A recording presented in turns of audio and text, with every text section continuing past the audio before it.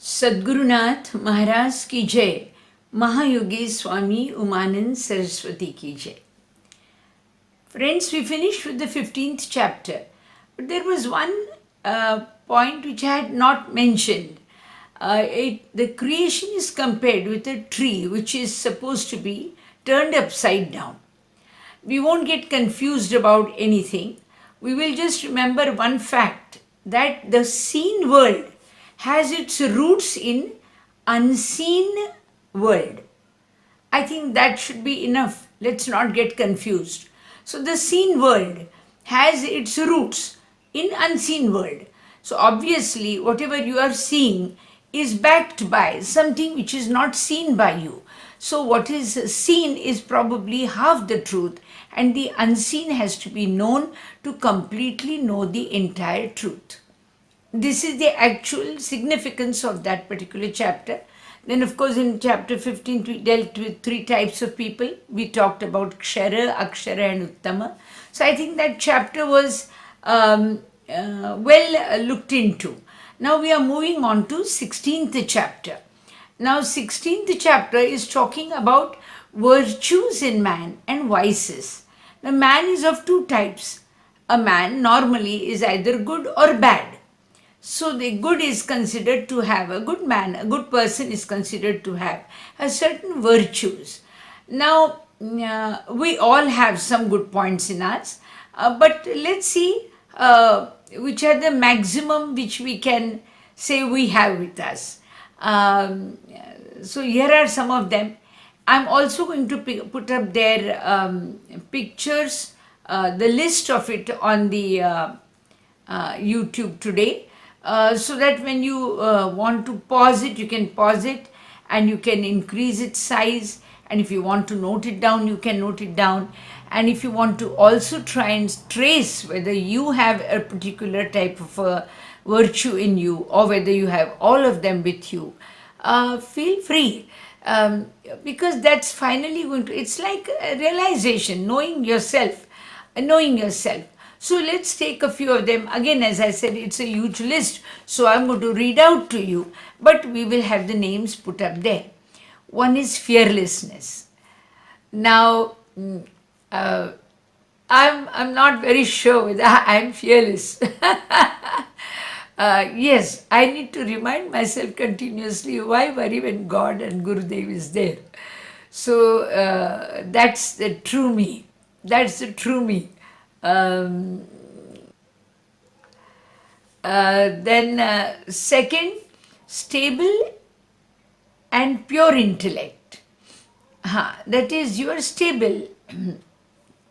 Yes, I think I'm comparatively quite stable about, yes, thought process. I mean, my faith is firmly established. My philosophy is probably underlined, or let's say, so as again I said that for anything I will say, why worry when Guru is there? So then third, you are established in knowledge too. Yes, and I think pursuing knowledge is again a nature which is inborn in mankind, knowing the truth.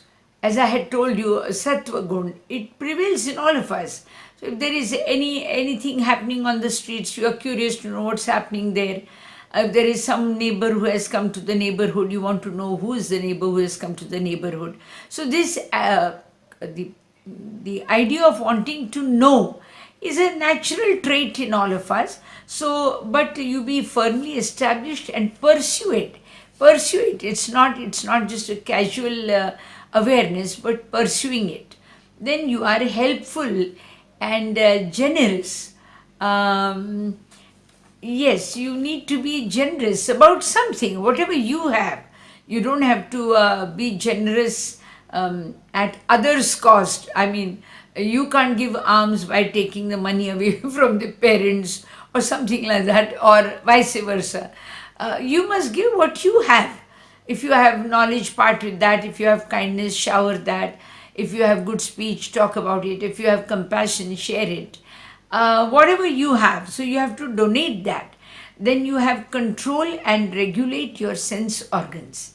Now, this becomes a little difficult later as we develop spiritually. It can, the act of, yes, normally it is the speech, the vani, the expressions, and the eating.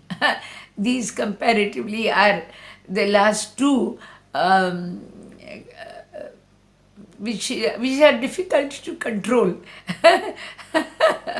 uh, every time I decide to be on fast for 15 days, when I fast, I lose 2 kgs, and 2 days I eat, I gain those 2 kgs again. Well, so this controlling and regulating sense organs, yeah, that can be a little difficult. But sometimes when you continue to pursue your studies and you are busy working, probably you don't notice them. You don't have to struggle to overcome. You have to just not notice them. Then you have duties as per Varna system. Now there are Marathi words given here. I would like to share them. Fearlessness is Abhay. Then stable and pure intellect is Sattva Shuddhi. Then established in faith and knowledge is Jnana Yoga. Then helpful and donation, that is generosity, is Danatva, Dan. Control and regulating sense is Dhamma, Dhamma. Yama, Dhamma, these are the words in Patanjali Yoga, but they are here. Now duties as per Varna system, this is Yajna. Yajna is an austerity. As whatever duties are given to you, you must tend to complete them. And of course they are classified, but nowadays it is up to us. We can go by classification, or we can allot them to ourselves and do the duties which we feel are, like we can call ourselves, we are children of our parents, then we can have our duties towards our parents will be a type of a yajna. Duties towards teachers and gurus will be a type of a yajna. Duties to the country will be a type of a yajna. Well, it has to be done without ego and desire. Then you have the daily prayers, that's a swadhyay. Yes, you must try and have a few moments of praying to the ultimate or the ultimate reality. It's like being obligated to, it's like saying thank you. And again, also starting the day with its help, so that the day has some harmony, because these are some forces which probably are need to be discovered, but these forces do help us. And I think the concept of praising, or the concept of appealing, just as it is, you feel nice if somebody praises you or somebody appeals to you, you want to help the person. So I think the same law is applied to the unseen Supreme, and that if you praise him or you appeal to him, the help which is sent to you can be more easier for him to help. Let's put it that way. So Swadhyaya is an outlined prayer. Then there are austerities, which are 2 types. We are talking about the virtues in man. Okay, so austerities. Now these are the 2 types of austerities. One is you try to purposely reduce the activity of your breath, your mind and body. This is a perfect example of meditation. Now one day in USA, one of the youngsters had asked me, why does Hinduism go for idol worship? What does idol worship teach? So I said, it just reminds you that you have to be as stable as me. That's a stable idol. Without breathing, without moving, without thinking, and yet presently seen, presently expressed completely. That is a state of meditation. So an idol reminds you of how to meditate. And only then you can achieve the completeness which he has achieved. So friends, we have a message in the idol worship too. Anyway, that is reducing activity of breath, mind and body. And second is separating spirit and matter. This is a beautiful exercise of meditation. Friends, I'm sure those who try to practice it literally by mind, not physically, we can't do it, but mentally you try to separate the spirit and matter. Spirit is represented by the word I, and matter is represented by the word Radhikananda. So I am Radhikananda, we have to say. So how will we separate it? I minus Radhikananda. That should be your meditation program. Of course, you don't take the name Radhikanand, you take the name that belongs to you. Okay, try it out. Let's see. We all have to work and find some nicer ways, easier ways for a common man to understand and reach a certain goal. Then you have behaving gently, that is arzav. The earlier austerity meant tab. And now we have behaving gently, that is arzav. Yes, a gentle behavior is beautiful, I think, and it's not something very difficult for us to practice. Then there is ahimsa. Ahimsa is a known word which was made popular by Mahatma Gandhi too. And it is like not to harm anybody. Now, it's sometimes, it's not so easy because it's harming someone. It could be even physical, or it could be mentally, it could be intellectually, it could be morally, it could be ethically. So not to harm somebody is itself a beautiful practice of attaining this final enlightenment. Then you have truthful speech, that is satya, that you need to have a truthful this thing. Then you have a controlled temper, akrodh. Akrodh is, you do get angry, but you don't express it strongly. You can just say, well, I have not liked what you did. And more than that, you don't have to end up abusing people. Or this is an extra expression of your anger, which is not required. You have to only let the person in front know that you are not very happy about what has happened. And I think that should be enough to make the person know. Of course, it has its role, but the man of virtue I'm talking about. And then there is again help without cribbing and criticizing. Now there are people who help, but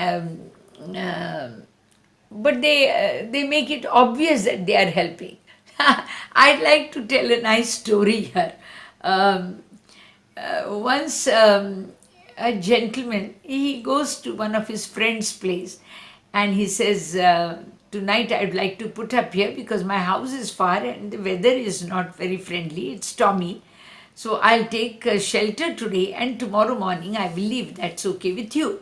Of course, the friend said, go ahead. I mean, I'm very happy we can catch up with a few lost moments and we'll stay together today and we'll have some good time and we'll sit and talk.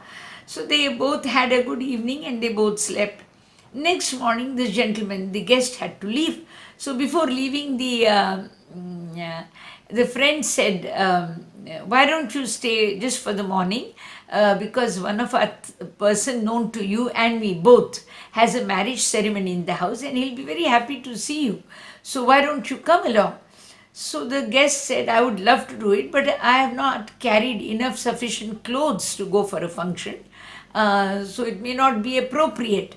So he said, don't worry, I shall let you borrow mine and you can wear it and we can go.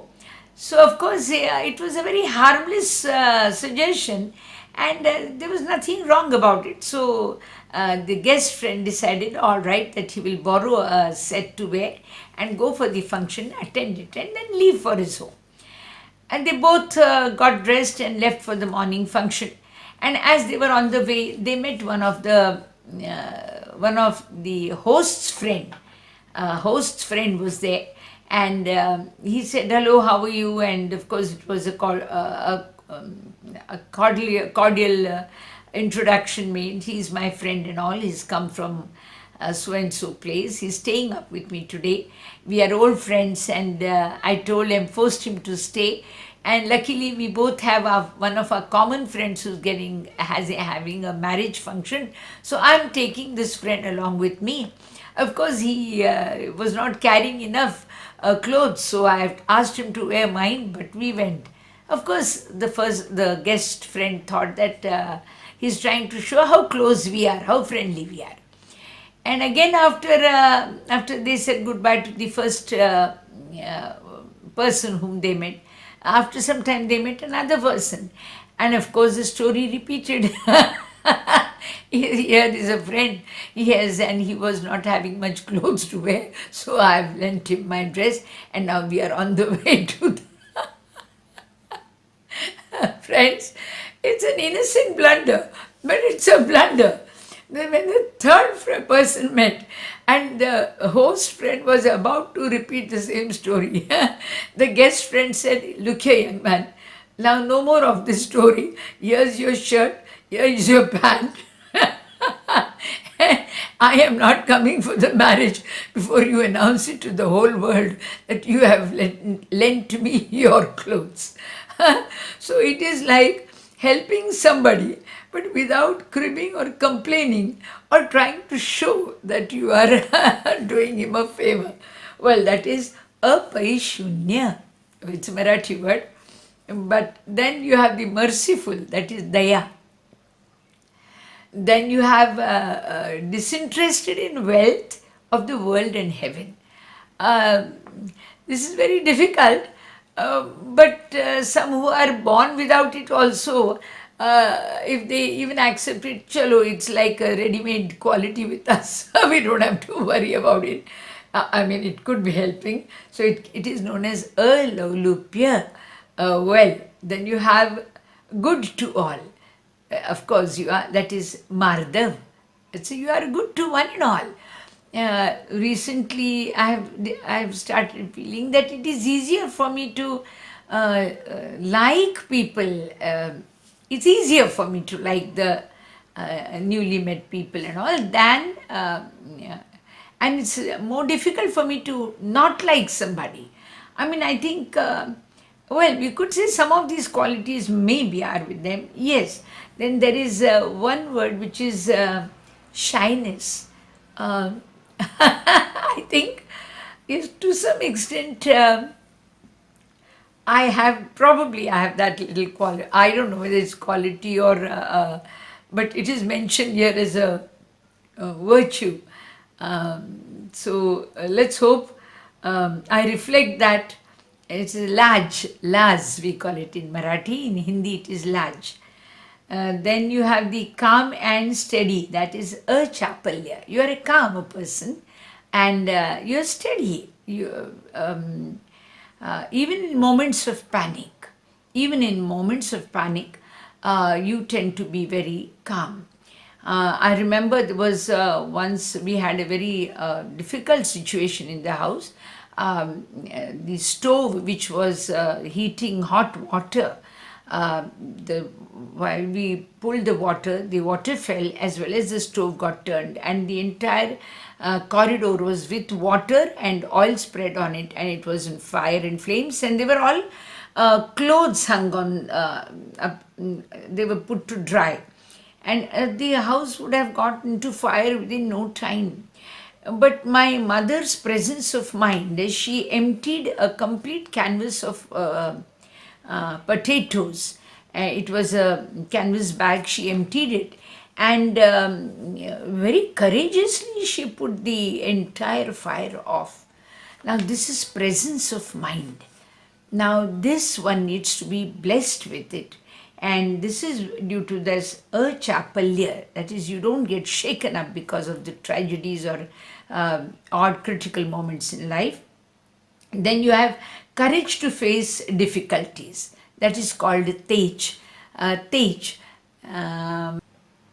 Then we have kshama, that is forgiveness.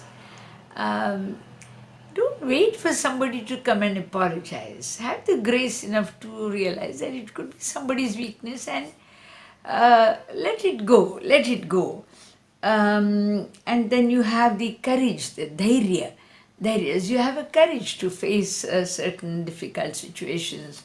Um, well, we cannot have all of these in us, but try and find out what qualities and virtues you have. Then there is another one, which is absence of pride. Friends, this is amanitva. This is absence of pride. Now, there are going to be some demonical vices discussed, but I don't think I would like to discuss that in this YouTube. We'll keep the next session for that. I'll be, yeah, the list will be there with you all. You can see it. But even if you realize the absence of these virtues and the existence of exact contrast can make us demonic. So, friends, of course, in order to attain enlightenment, attain divinity, attain God, I think we need virtues. And I don't think this would be a unanimous agreement with all those, to whichever religion you belong. We know that man needs virtues to be godly. So let's hope I develop at least few of them. Some I may be having, I don't deny, but I need to develop some more.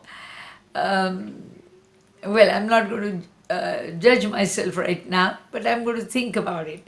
So you also think about it. This is Swami Radhikananda from Pune. We have touched 16th chapter of Bhagavad Gita. Friends, have a nice day. Thank you.